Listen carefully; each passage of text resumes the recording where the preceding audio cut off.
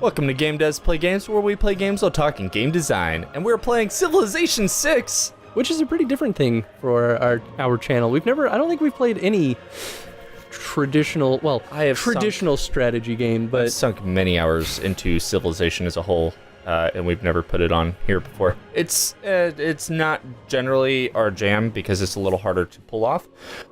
It's not as conducive to a Let's Play either. Yes. But I think it's important for us to play games like this on the show because they're a whole different realm of game design. And there's a reason why Sid Meier is one of the few game designers in all across the world of game designers through the ages that has a recognizable name.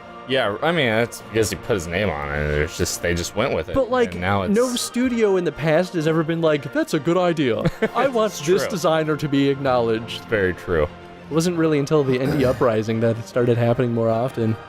So, I've never played Civ, so you're going to have to explain some things. Oh, that's fine. I mean, okay, so basically for those who are unfamiliar and probably just like watching this because it's a Let's Play on Civ VI, we do talk about game design and stuff like that. So it's going to feel a little bit different than other people who just breeze past it and play it.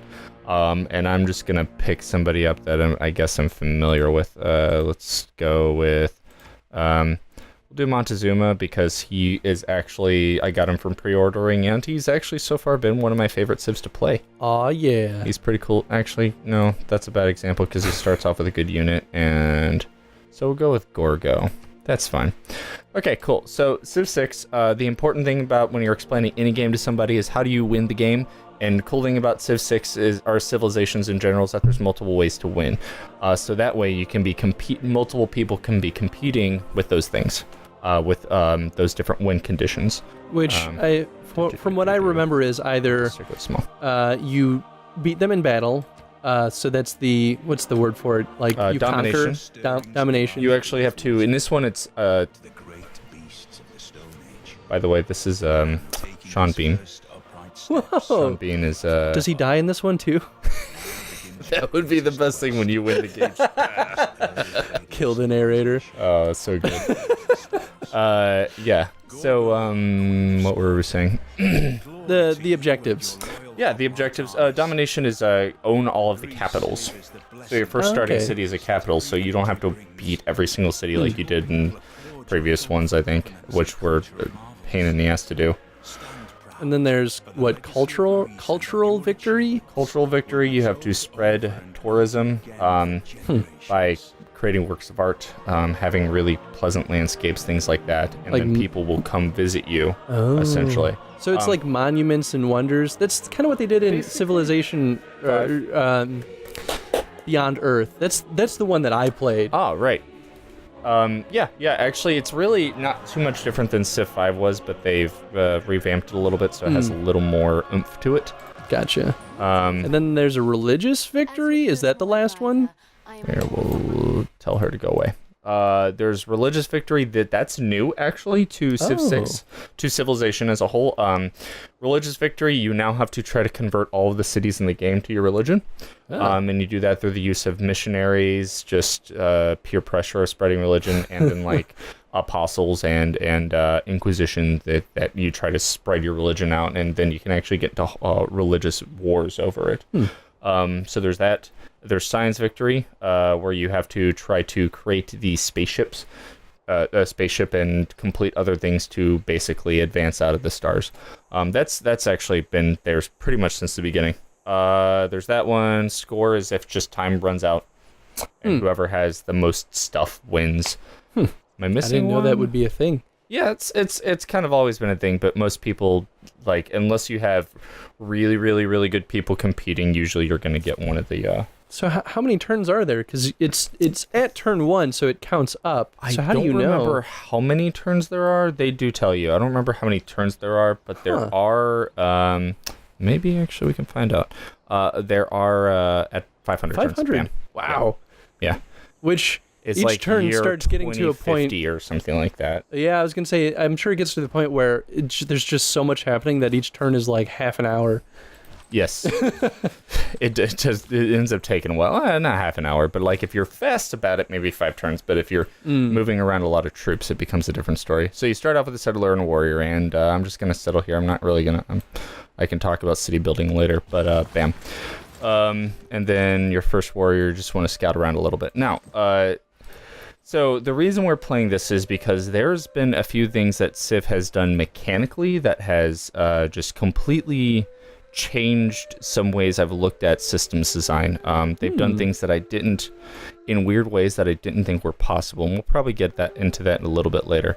And previously in Civ V, you wanted to like start off with either a monument or a scout. I've actually been a fan of starting with a builder in this game. Basically, just so you can improve your tiles as fast as possible. That makes sense.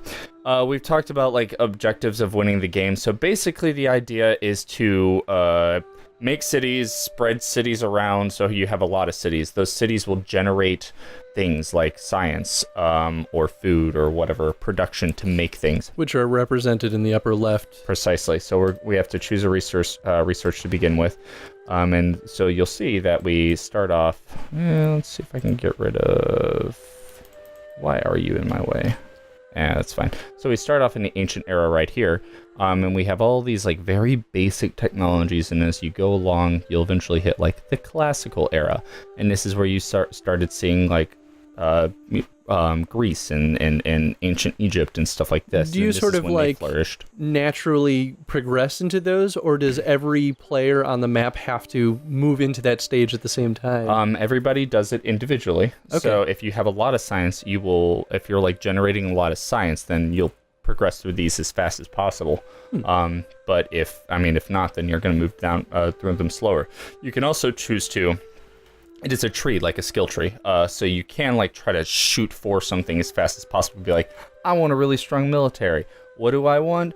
Let's see. I really want... we'll go with knights. I really want knights. They're so good. So then you're going to go all the way over here and be like, cool, I need to start with animal husbandry. And I can get straight into horseback riding. And then bam, I get my knights. But then I have no other technologies. And because of that, I'm not improving tiles. And so you may get knights faster, but you will suffer in every other regard. So then if you go back to the beginning of the tree, you can still have some paths way back in the ancient era while you have some in the future eras? Oh, yeah. Yep. Okay, so it's just a matter of grouping. It's kind of like a level of power kind of representation. Yeah, pretty much.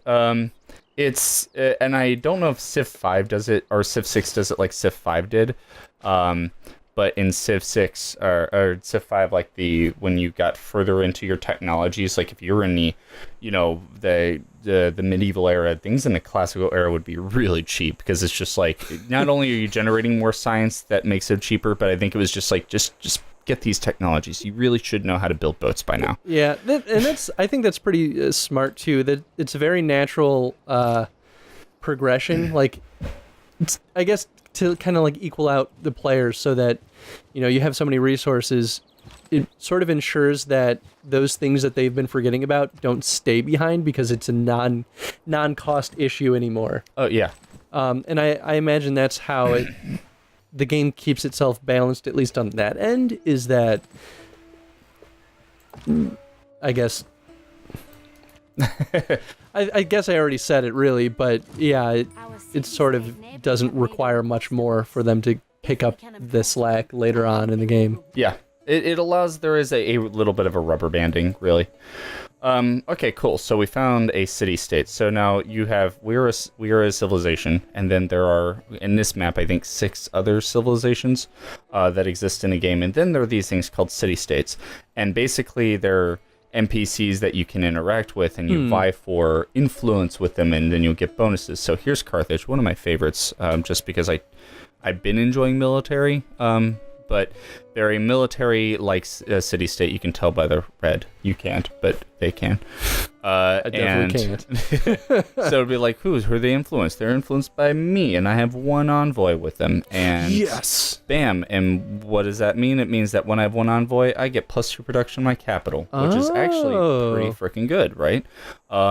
So that means I'm gonna build my I build units faster. I think it does seem to be helping my builder a little bit here. But you know, as you get more envoys with them, you get other cool bonuses and stuff like that. And if you get 3 envoys and have more envoys with them than anybody else, you are called the suzerain. You are their suzerain. You basically you own them. Like you're like, I got you. And with that, you get other cool bonuses. So they're going to give me my encampment districts will get a trade route, which means I get more trade routes. It's pretty cool. Because of that, encampments allow you to build military, and trade routes allow you to get money, which can allow you to buy more military units. And so there's this cool, like, Civ is all about these loops and boundaries and using things to feed into other things. If I have a higher science, I can build more buildings, and more buildings increase the production of my cities, which allows me to make more settlers. And with those settlers, I can make more cities, and so the cycle repeats itself. It's a very numbers game. It is very numbers game. Luckily, you need to get over here. Which, if you know anything about Civ, that's not surprising, but... No, luckily this one is a little more helpful than previous Civs, where it's just like, hey, you're on your own. That's part of the reason why I didn't get into most of the earlier Civs, is I look at it and I go, I just don't have time to learn this. Like, I would love to play it, but... Yeah. That's why I got into Beyond Earth, was because it was actually pretty easy to pick up and run with it. They were a little more helpful in that one. I feel like this has been the most intuitive so far, although there's some things that are a little confusing. So you want to explore and settle and discover the things around you, because in doing so, you can find those. I found a little village, right? And that village gave me what's called a eureka toward a military tradition. So I have my... Now, before you just had the science tree, now you have the civics tree as well. And so the more culture you have, the more culturally developed your people become, where they can produce the things like tourism, where they can develop these policies. It was basically like little superpowers that you can do because your people are just better culturally developed. Now, does that also open up different like military or religious options? Absolutely. Oh, that's such a genius way of integrating it. It all feeds into each other. It's so great. Very much with the religion. Religion is primarily based off of cultural now. From a game design perspective, though, I think that's super important, because then that means that just optimizing down one path means you're missing out on a lot of stuff, so it discourages it. It actually encourages the player to explore more routes. It absolutely does, and that's the strength of this game. In Civ V, like, a lot of times I'd be like, I'm just gonna shoot straight for musketmen. I don't care about everything, whatever, just give me musketmen. And like, you could do that. In this game, you'll suffer really hard for it, and because of that, you'll also be boring. And so it does. It encourages the player to find out those other things. Also, so I got that village, and it gave me what's called a eureka, which means it gave me a eureka for military tradition, which means that I immediately get half of the required amount of culture to develop that. And that works. Science has it too. There's like the first 3 texts don't, but after that it's like sailing. Found a city on the coast. You do that, bam, you immediately start working towards sailing. It's pretty cool. So you can start like working toward it, be like, oh man, I really want to work toward bronze working, but I don't want to spend 29 turns. I would much rather spend 15 turns as I kill 3 barbarians in the process.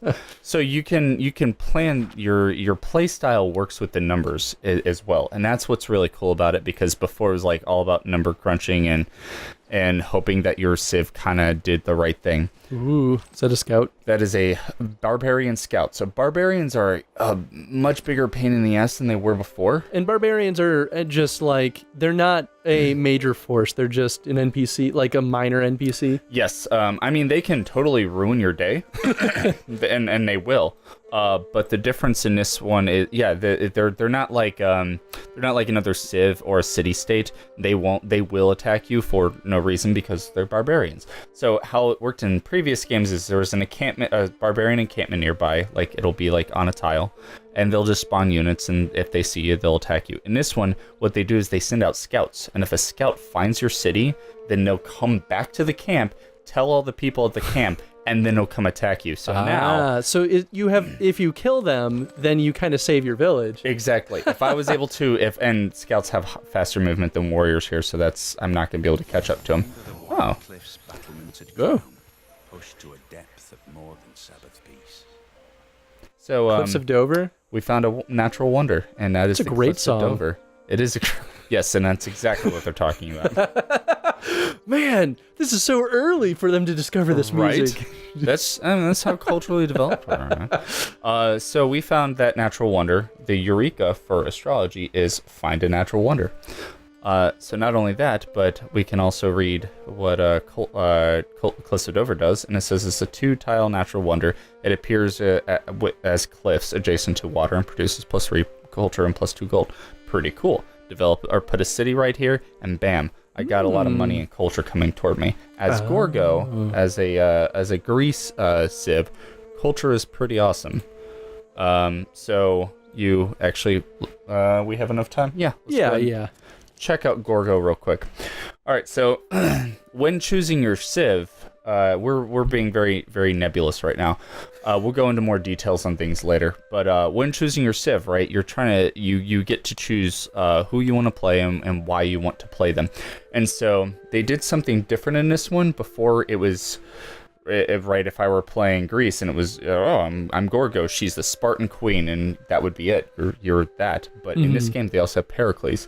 And Pericles is another Greek empire civ, but he is the more cultural side of it. He actually represents Athens. So Sparta and Athens always at war with each other. So they both get the Thermopylae and I think the Plato's Republic. Or no, where is it? Okay, cool. Gorgo gets Thermopylae, but they both get the Plato's Republic, the Hoplite, and the Acropolis, while Pericles gets something besides Thermopylae. I don't remember what it is. But anyway, the point is, when you're choosing your civ, pick something that you kind of want to do. When I played my first game as Gorgo, I was like, I want to be really culture heavy. I want to win through tourism, and she has a thing where every time she gets a combat victory over somebody and like beats them, she gets culture equal to 50% of their strength, which means I'm encouraged to kill you. Because if I kill you, I advance faster. I steal your culture. Yeah, and so you'd be like, I'll just take your cities from you or attack you. You want to go to war with me? Because I'm all about that. That's totally fine. And I'll also kill the barbarians. When I kill barbarians, bam, extra culture. So you're told that, hey, you should probably go out and fight things. And so she feeds into herself. She has a military that feeds into culture, and those two loop around each other. There's other civs that will focus on like money and science, and so they have abilities where those loop into each other. It's pretty cool. That is pretty cool. But we can go into more detail later. I've pretty much just rambled on at this point. And get into some real action. Yeah, as I'm surrounded here, this is not a good spot to be I think we covered all of our bases in this episode, so I think that was pretty good. So I guess question of the day then, I think maybe since there's not, we didn't talk a lot of game design, so I'd actually like to ask anyone that's played Civ V and Civ VI, what do you think are some of the most interesting changes between the games? That's a good question. I don't mean to isolate any of you guys that haven't played it, but I think that'll make for very interesting discussion too, because I'm curious. I never played Civ V, so I can't comment on that, but I think it's cool. I think it's really cool to see a game that's gone through so many iterations over the last, 2 decades? And it just keeps maybe getting more? better and better. It's crazy. It's genius. Well, we'll talk more about it later. And till next time, question of the day, answer that. Goodbye. Bye, everyone.